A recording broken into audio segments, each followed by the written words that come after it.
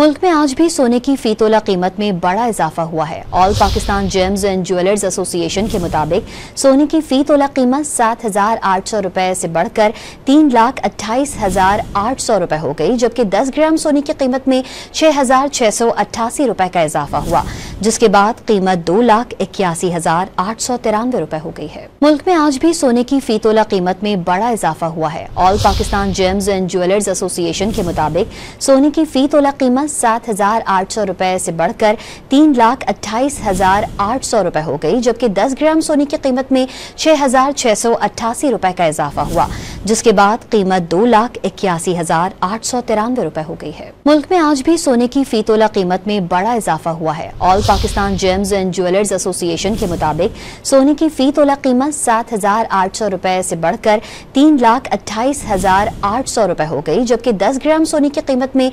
6,688 रुपए का इजाफा हुआ, जिसके बाद कीमत 2,81,893 रुपए हो गई है।